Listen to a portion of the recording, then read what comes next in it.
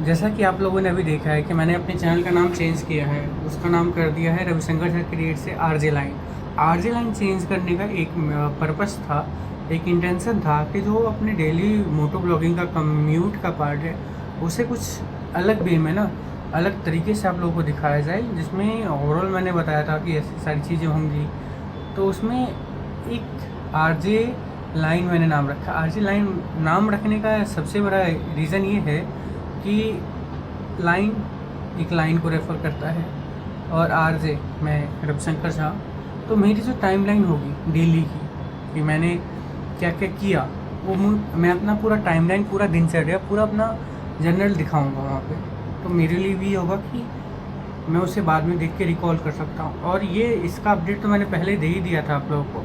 अभी मैं इसका अपडेट इसलिए आप लोगों को दे रहा हूँ कि मैं ये कर रहा हूँ, ऐसे है ऐसे है, जिसमें से अपना फ़िटनेस का जो स्कोरिंग का होगा डेली में कितना 100% का अपना गोल अचीव करने का टारगेट होगा, 100% में से मैंने कितना अचीव किया, ये सारी चीज़ें देखनी होगी अपने को।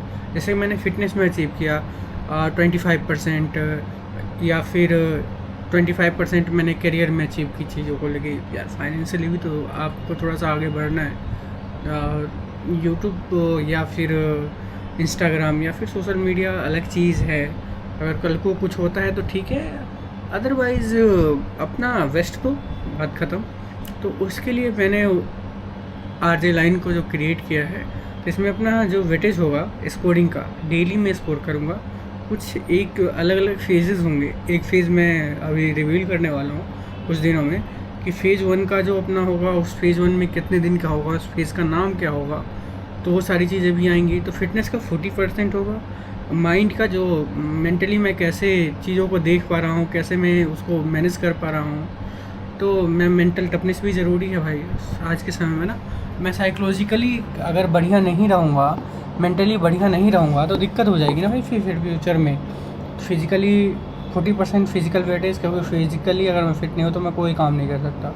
मेंटली 25% का वेटेज रहेगा, और उसके बाद 25% का जो वेटेज रहेगा वो रहेगा कैरियर का, और 10% रहेगा टाइम मैनेजमेंट का, जिसमें ऐसा कि मैं सारी चीज़ें तो करूँगा, तो उसमें टाइम में कितना समय किस चीज़ों में दूंगा, कैसे मैनेज करना है, वही तो मेन काम है। तो उसको 10% मैंने दिया।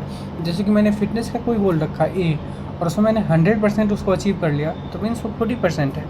और फिर उसके बाद मैंने मेडिटेशन या फिर कोई स्टडी वगैरह पढ़ाई वढ़ाई करी, तो उसके रिलेटेड मैं माइंड में जाऊँगा। तो माइंड में मैंने उसको अचीव करा 100%, तो 25% ऐड हो जाएगा। फिर उसके बाद मैंने अपनी ग्रोथ को लेकर, करियर को लेकर, जैसे यूट्यूब हो गया, इंस्टाग्राम हो गया, जॉब हो गई, सारी चीज़ें इंक्लूड होंगी करियर में। ये भी करियर का पार्ट ही है, या फिर कुछ और भी चीज़ें चल रही हैं, तो वो हो जाएगा। अगर मैंने 100% कंप्लीट कर लिया तो 20% वो ऐड हो जाएगा, 90% ये हो गया। फिर उसके बाद 10% मैंने अगर अच्छे से सारी चीज़ें मैनेज करी हैं, तो वो 10% जैसे फैमिली वगैरह का इसमें इंक्लूड नहीं है, तो वही टाइम मैनेजमेंट के पार्ट में आएगा। तो वो सारी चीज़ें हम इंक्लूड करेंगे, सारी चीज़ें करेंगे। उसके बाद धीरे धीरे आप लोगों को अपडेट देता जाऊँगा।